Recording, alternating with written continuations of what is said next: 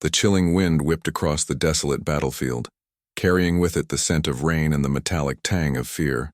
Dawn was breaking, a pale, watery light that did little to dispel the oppressive gloom. Before us, arrayed in glittering steel, stood the Frankish knights. Their banners, emblazoned with lions and fleur-de-lis, snapped defiantly in the breeze. These were the masters of European warfare, the undisputed kings of the battlefield. Their heavy cavalry, a thunderous wave of horse and man clad in mail, had carved a bloody path across the continent for generations. Kings bowed before them. Armies shattered at their charge, and their iron formations were considered an unbreakable wall. No force, it was believed, could withstand the sheer momentum, the crushing weight of their disciplined advance. They were the apex predator of the age, and the world trembled at their approach. Their reputation preceded them, a terrifying herald of annihilation that left no room for doubt, no space for hope. The very ground seemed to shudder in anticipation of their inevitable, glorious victory. Yet on this bleak expanse, a different kind of force had gathered. Not the glittering phalanxes of Christendom, but a ragged, hardened host of Norsemen. To the Frankish lords, they were little more than pirates and raiders, driven by a bloodlust as untamed as the northern seas from which they hailed. Their longships had disgorged them onto foreign shores, leaving a trail of fire and plunder. Their ferocity was legendary, their reputation for savagery undeniable. But in the eyes of the Frankish chivalry, they were fundamentally unsophisticated, lacking the structured might, the divine sanction, that underpinned their own martial prowess. They were a force of nature, perhaps, but not an army in the true sense. Certainly not an army capable of standing against the disciplined might of the Frankish war machine on open ground. The Norsemen, for all their ferocity, lacked the heavy cavalry that defined pitched battles, the shock troops that could shatter enemy lines with a single devastating charge. Their tactics were those of ambush, of swift, brutal raids, not of sustained, set-piece warfare against an entrenched, armored enemy. This was the crux of the problem that gnawed at the Viking commander, a man whose name would soon echo in the halls of power, a man who understood that brute strength alone would not suffice. He had observed the Franks, studied their unyielding formations, their devastating charges that broke lesser men like twigs. He knew that a direct confrontation, a simple clash of shield walls, would be suicide. His warriors, though brave, were outmatched in terms of armor and horseflesh. To defeat the Frankish knights, to survive this encounter, a different approach was needed.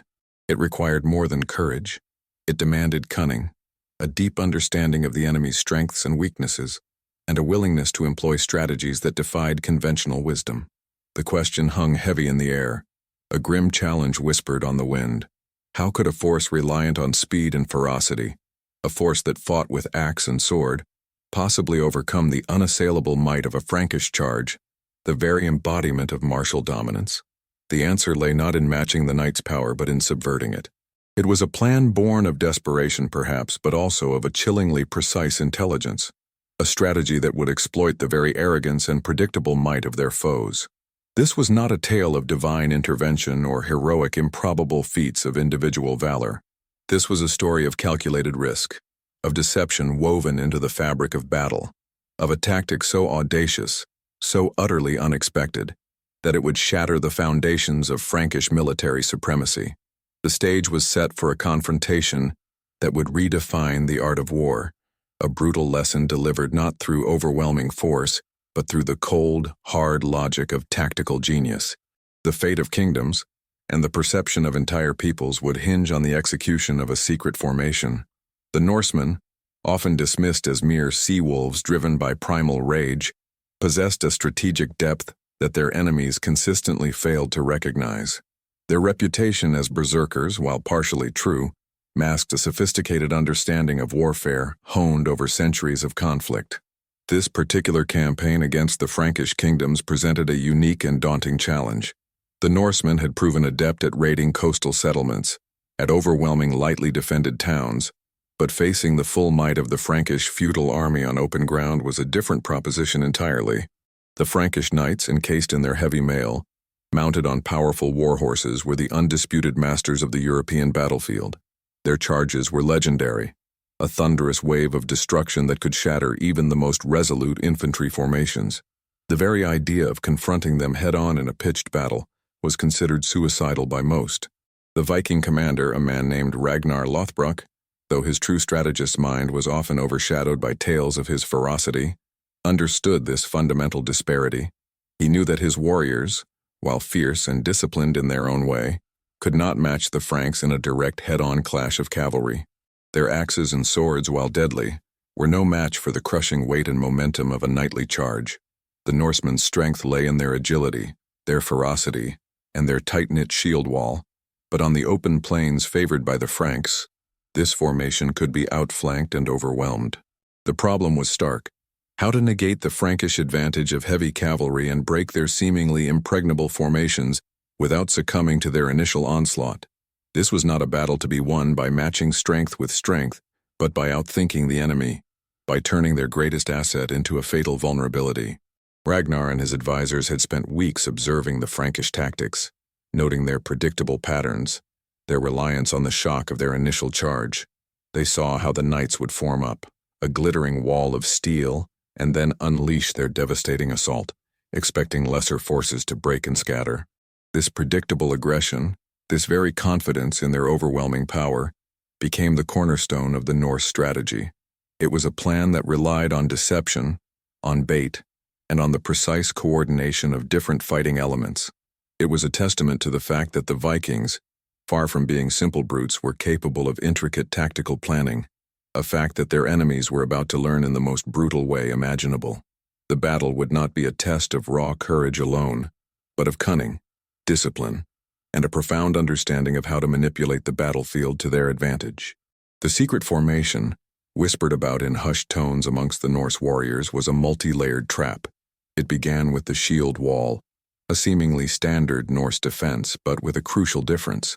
The front ranks were deliberately thinned, composed of younger, less experienced warriors, their shields held firm but their resolve tested. Behind them, hidden from immediate view, were the elite axe squads, their weapons honed to a razor's edge, their bodies coiled like springs, waiting for the signal.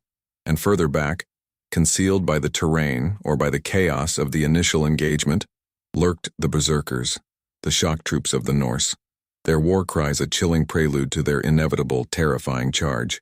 The plan was simple in its audacity: lure the Frankish knights into believing they were breaking the Norse line, draw them deep into the trap, and then unleash the full fury of the hidden forces.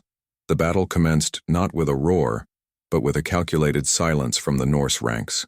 As the Frankish knights began their thunderous charge, the front lines of the Norse shield wall held firm, absorbing the initial impact.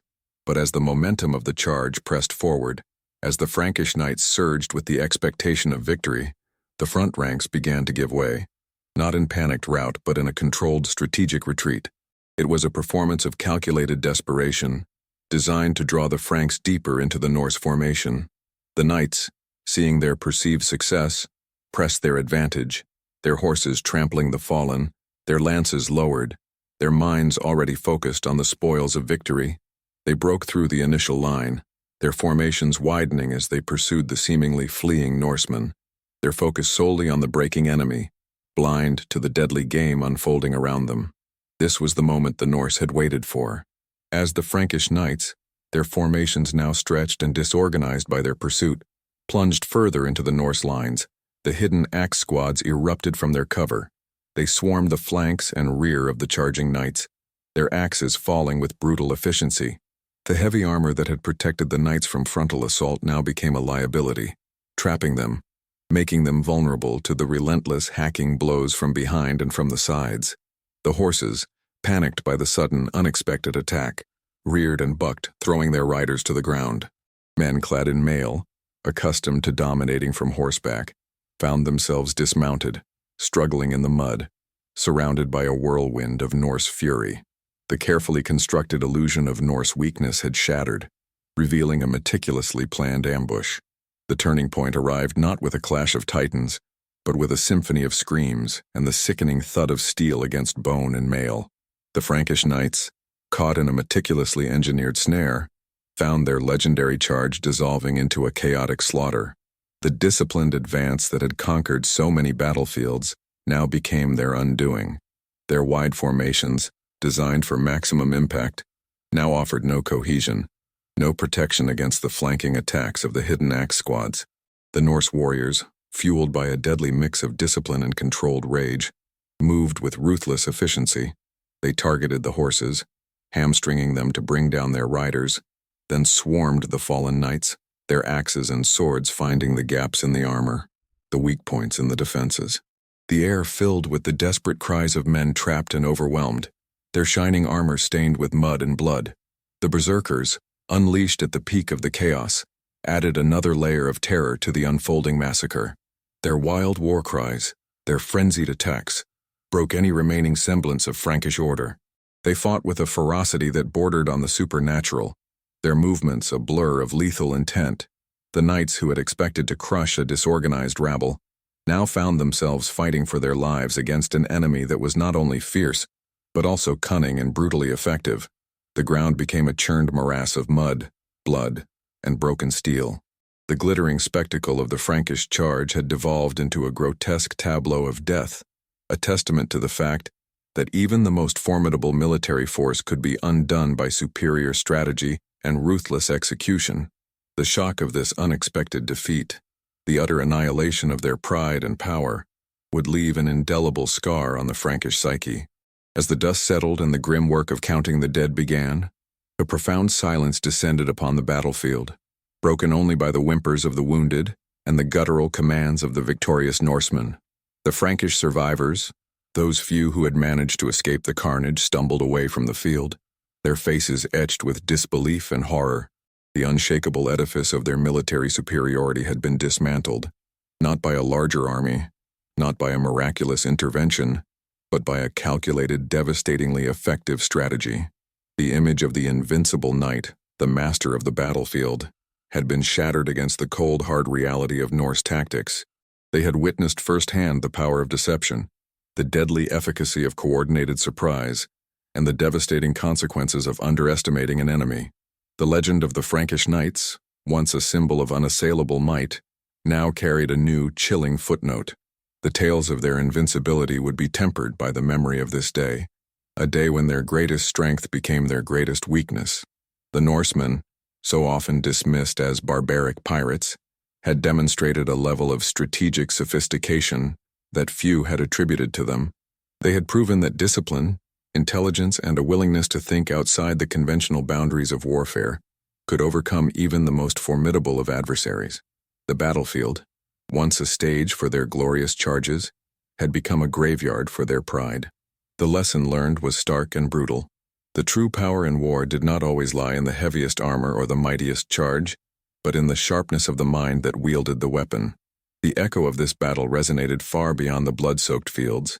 It forced a reevaluation, a grudging respect for the warriors of the North. The Franks, who had once viewed the Norse with contempt, now saw them through a different lens, as formidable adversaries, capable of strategic brilliance as well as brute force. This single encounter, born of a secret formation and executed with chilling precision, served as a potent reminder that perceived barbarity could mask profound intelligence, and that the most devastating weapon was often not the one that made the loudest noise, but the one wielded with the most cunning. The world had witnessed that day, that the true force that crushed the Frankish knights was not the primal rage of the berserker, but the cold, calculated brilliance of a superior strategy. The shock waves of that Frankish defeat rippled through the courts and camps of Europe, far beyond the immediate battlefield. For centuries, the image of the armored knight astride his warhorse had been the ultimate symbol of military power, an almost divine instrument of conquest. Their reliance on the sheer physical force of their charge, coupled with the perceived invincibility of their steel shells, had bred a certain tactical complacency. They operated on the assumption that any enemy facing them would crumble before the sheer, unadulterated momentum. This battle, however, exposed the fatal flaw in that assumption. The knights' predictable reliance on overwhelming force, their inability to adapt when that force was met not with resistance but with intelligent subversion. Their arrogance, a direct byproduct of their sustained dominance, blinded them to the possibility that their most potent weapon could be turned against them. Consider the psychological impact. Imagine the hushed conversations among Frankish captains in the aftermath. The shame was not merely in defeat, but in how they were defeated. It wasn't a valiant struggle against a more numerous foe, nor a brave stand against overwhelming odds. It was, in their eyes, an ignominious surrender to guile, a humiliation at the hands of those they considered less civilized, less divinely favored. This psychological blow was as significant as the physical losses. It planted seeds of doubt, a gnawing uncertainty about their own martial doctrines. The very foundations of their military superiority, built on generations of unquestioned success, were now being questioned by the brutal logic of what had transpired on that field. This wasn't merely a tactical defeat. It was an existential crisis for the Frankish military mindset, a stark confrontation with their own perceived limitations. Furthermore, this victory offered a profound case study in asymmetric warfare, long before the term was coined. The Norsemen, facing a technologically and materially superior foe, did not attempt to replicate their enemy's strengths. Instead, they meticulously identified the Franks' weaknesses, their predictability, their reliance on a single, powerful tactic, and their susceptibility to being outmaneuvered when their charge lost its momentum. They weaponized these vulnerabilities with surgical precision. This is a lesson that resonates even today. True strategic genius often lies not in possessing the most advanced weaponry, but in understanding how to exploit the opponent's existing vulnerabilities with the resources at hand. It's about understanding the psychological as well as the physical dimensions of conflict. The Norse strategy also highlighted the critical importance of intelligence gathering and adaptation. The Viking commander didn't simply march into battle hoping for the best. He observed, he analyzed, and he devised a plan that specifically countered the Frankish approach. This wasn't a matter of luck. It was the result of careful observation and a willingness to deviate from standard Norse combat practices when the situation demanded it. This adaptive mindset, the ability to learn and evolve tactics based on enemy behavior, is a hallmark of successful military forces throughout history. It's the difference between a rigid, easily defeated doctrine and a fluid, resilient approach that can bend without breaking. Now consider how this applies when you face a challenge where your opponent appears overwhelmingly powerful. Do you try to meet them on their terms, attempting to match their strengths, a path that often leads to inevitable defeat? Or do you, like the Norse, take a step back, observe their patterns, identify their blind spots, and then craft a strategy that leverages your own unique advantages, turning their perceived invincibility into a trap? This battle serves as a potent reminder that underestimation is a dangerous weapon, and that a well-executed plan, built on understanding and deception, can dismantle even the most formidable of forces. The narrative of the invincible knight was not broken by brute force, but by a superior understanding of the battlefield and a willingness to employ a strategy that played on the enemy's own assumptions. The ramifications of this Viking victory extended far beyond the immediate battlefield, fundamentally altering the strategic landscape of Europe. What transpired was not merely a single military engagement, but a profound demonstration of the fragility of perceived invincibility.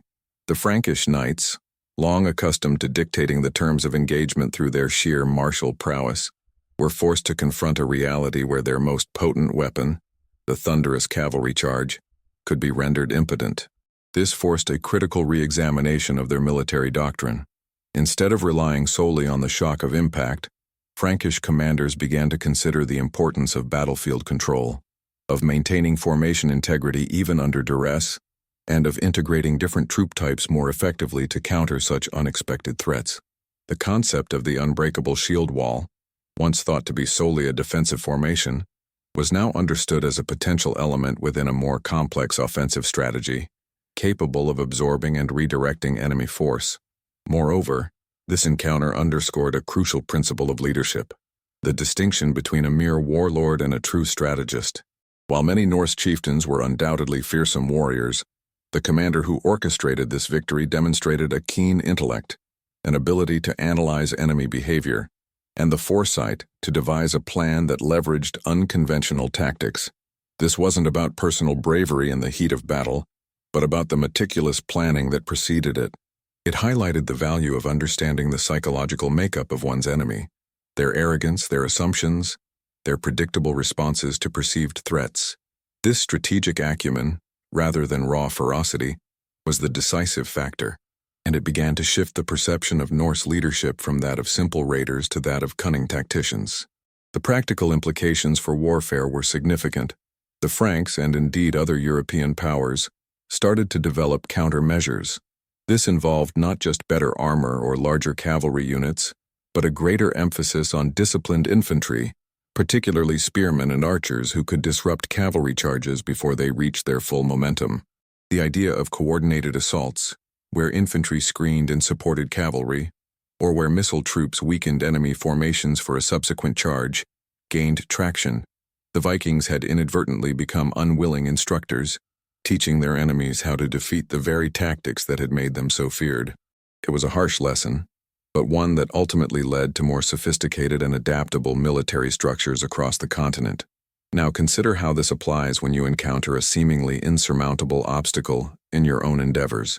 Do you attempt to brute force your way through, mirroring the Frankish knight's fatal mistake, and likely find yourself overwhelmed?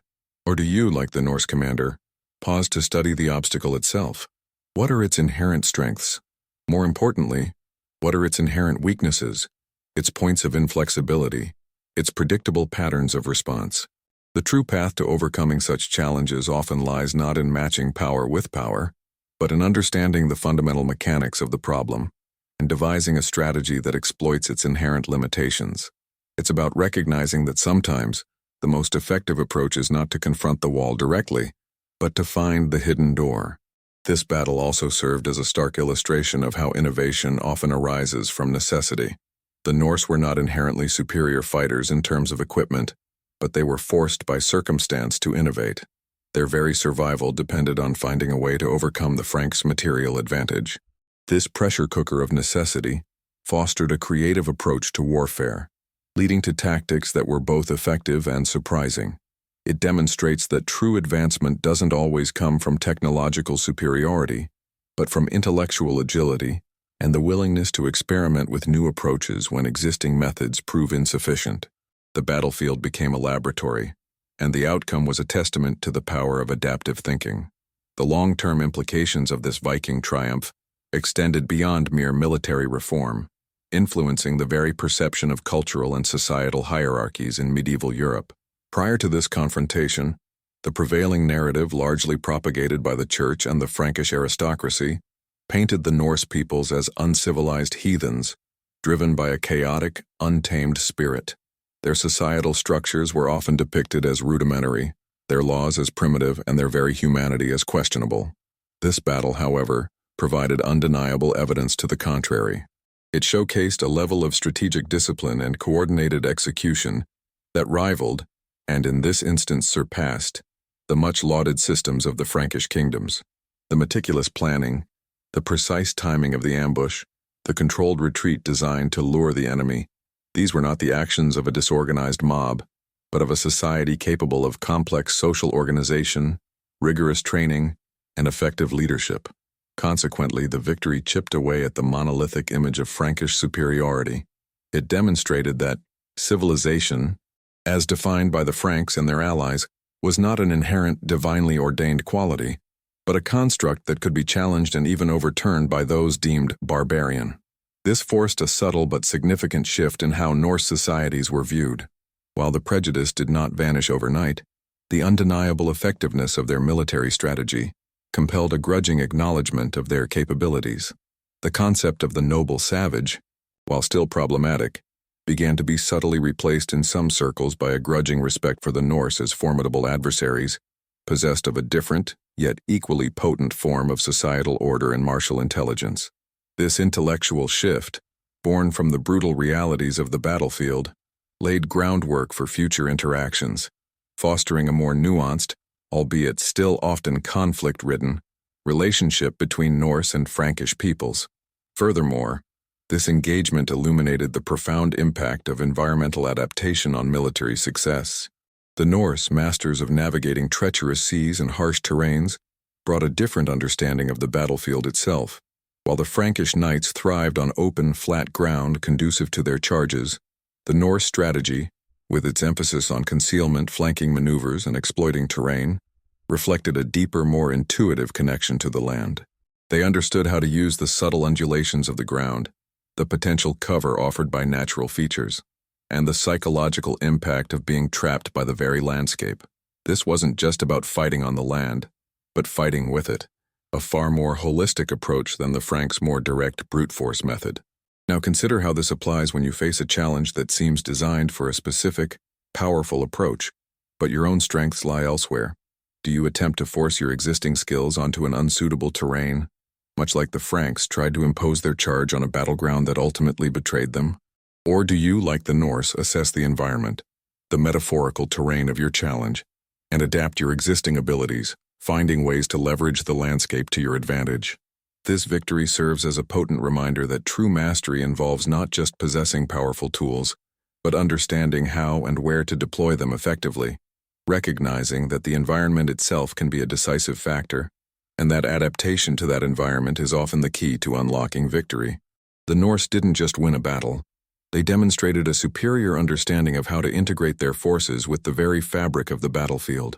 The strategic triumph of the Norsemen over the Frankish knights wasn't solely about battlefield tactics. It profoundly illuminated the concept of information warfare, a domain often overlooked in the study of pre-modern conflict.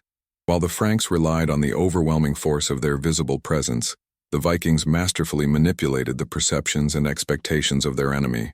Their feigned retreat, for instance, wasn't just a physical maneuver. It was a deliberate act of psychological manipulation.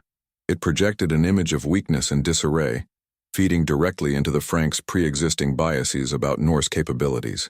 This projected narrative convinced the knights that victory was imminent and easily attainable, thus lowering their guard and encouraging the very overconfidence that the Vikings exploited. This highlights a critical aspect of warfare: controlling the narrative, shaping the enemy's understanding of the situation, can be as potent as controlling territory. Building on this, however, we must examine the dissemination of that manipulated information. The Norse didn't just create a false reality, they ensured it was believed. The controlled withdrawal, the visible signs of panic among the front ranks, were carefully orchestrated signals. These signals were designed to be intercepted and interpreted by the Frankish commanders in a way that confirmed their existing beliefs. This is akin to modern disinformation campaigns, where carefully crafted messages are disseminated to influence an adversary's decision-making process. The Vikings understood, perhaps intuitively, that a perceived reality could be more impactful than the actual one. Now, consider how this applies when you're facing a complex problem where the true nature of the situation is obscured. Are you making decisions based on the visible surface, or are you trying to understand the underlying currents of information and perception that might be shaping the reality around you? Conversely, the Franks' failure was rooted in their information deficit. They lacked reliable intelligence about the true disposition and intentions of the Norse forces. Their understanding was based on outdated stereotypes and wishful thinking. This information gap prevented them from recognizing the subtle signs of deception and treating the apparent retreat as anything other than a prelude to their inevitable victory. Their reliance on established doctrine rather than dynamic intelligence gathering left them vulnerable. This underscores the timeless principle that in any conflict, whether on the battlefield or in the boardroom, the side with superior, more accurate, and more up-to-date information holds a significant advantage. The Franks were fighting a battle based on assumptions, while the Vikings were fighting a battle based on calculated intelligence and strategic deception. Another crucial layer is the role of anticipation in strategic planning. The Norse didn't just react, they anticipated. They foresaw the likely Frankish response to a perceived weakening of the shield wall and prepared accordingly. This involved not only positioning their hidden axe squads and berserkers, but also ensuring their disciplined withdrawal was convincing enough to trigger the desired reaction. This foresight, this ability to project future enemy actions and preemptively counter them, is the hallmark of advanced strategic thinking. It's the difference between a reactive defense and a proactive offense, even when the immediate action appears defensive. Now consider how this applies when you are planning for future uncertainties. Are you merely preparing for what might happen, or are you actively trying to anticipate the most probable and most dangerous courses of action your opponent or circumstance might take, and building contingencies for those specific scenarios? This proactive anticipation, coupled with skillful deception, formed the bedrock of the Norse victory. The Norse victory was not merely a tactical masterstroke. It was a profound lesson in the disruptive power of unexpected resilience. The Frankish knights, accustomed to facing foes who either broke or stood their ground in a predictable manner, were confronted by an enemy that seemed to possess an almost supernatural capacity to absorb punishment and then strike back with devastating force. The initial retreat of the Norse shield wall was not a sign of weakness, but a calculated maneuver designed to absorb the kinetic energy of the Frankish charge. Think of it like a warrior in a wrestling match allowing an opponent's momentum to carry them past, only to use that very momentum to unbalance them. This wasn't about enduring a blow. It was about actively redirecting the force of the attack, turning the enemy's aggression into a tool against them. This demonstrated a level of tactical elasticity, a deep understanding of physics applied to combat that was far beyond the Franks' comprehension. Furthermore, this resilience manifested in the Norse warriors' ability to transition seamlessly between defensive postures and sudden, ferocious offensives. The same men who formed a seemingly yielding shield wall were, moments later, transformed into a whirlwind of axe blows. This fluidity, this capacity to shift roles and intensities with such speed and coordination, defied the Frankish expectation of static, predictable combat. It presented an enemy that was not a solid, unmoving object to be shattered, nor a fleeting target to be chased, but a dynamic, unpredictable force that could absorb, redirect, and then unleash counterattacks with terrifying efficiency. Now consider how this applies when you face a situation where you are initially overwhelmed. Instead of crumbling, can you find a way to absorb the pressure, to redirect the force of the challenge, and then transition into a powerful counteroffensive? Consequently, the psychological impact of this resilience on the Frankish knights was immense. They were trained to break their opponents through sheer unyielding pressure. When that pressure was met not with a breaking point, but with a controlled absorption and a subsequent, violent counter, it induced a form of cognitive dissonance. Their entire martial philosophy was predicated on the assumption that enough force would eventually yield a result. When that assumption proved false, when their most powerful attacks were not only withstood but actively turned against them, it created a deep sense of disorientation and fear. This wasn't just about losing a battle. It was about their fundamental understanding of combat being shattered. It introduced a doubt that no amount of armor or training could easily overcome. Another crucial layer to this resilience was the Norse warriors' mental fortitude, often amplified by their cultural and spiritual beliefs. While the berserkers are the most famous example, this capacity for extraordinary endurance and ferocity was present to varying degrees throughout the Norse ranks. It stemmed from a worldview that often embraced hardship and saw a dignified end in battle as preferable to a life of perceived cowardice. This wasn't necessarily about a disregard for life, but a profound redefinition of what constituted a successful outcome in conflict. For the Franks, survival and victory were paramount. For the Norse, a courageous stand, even in the face of overwhelming odds, held its own form of honor. This deeply ingrained cultural resilience meant they could endure situations that would have utterly broken less psychologically fortified opponents. Now consider how this applies when you are facing a prolonged or particularly difficult challenge. Can you draw strength not just from external resources, but from an internal wellspring of mental fortitude, a belief in the value of enduring with integrity, even when victory seems distant? This deep-seated psychological and cultural resilience, combined with their tactical elasticity, made the Norse an unexpectedly formidable and disruptive force. Reflecting on this journey so far, we have witnessed the unfolding of a conflict that transcended mere physical confrontation. The glittering might of the Frankish knights, once the undisputed arbiter of European power, met a force that challenged not just their strength, but the very assumptions underpinning it. We've seen how a seemingly undisciplined horde could harbor a strategic depth that outmaneuvered and ultimately dismantled an entrenched military doctrine. The initial perception of brute force versus refined chivalry has given way to a more nuanced understanding, where cunning, deception, and a profound grasp of the battlefield's psychology played pivotal roles. The very essence of what constitutes martial superiority has been called into question, revealing that perceived weakness can, in fact, be a carefully constructed prelude to overwhelming strength. As we pivot towards the final reflection, consider the convergence of these intricate threads. The initial arrogance of the Franks, their faith in the unassailable nature of their charge, served as fertile ground for a strategy that preyed upon predictability. The Norse, in turn, demonstrated that resilience, is not merely about enduring hardship, but about actively harnessing the momentum of adversity. Their capacity to absorb, redirect, and then unleash counterattack speaks to a fluidity and adaptability that left their heavily armored opponents struggling to comprehend the unfolding reality. This wasn't a simple clash of arms. It was a contest of narratives, a battle waged as much in the minds of the combatants as on the blood-soaked earth.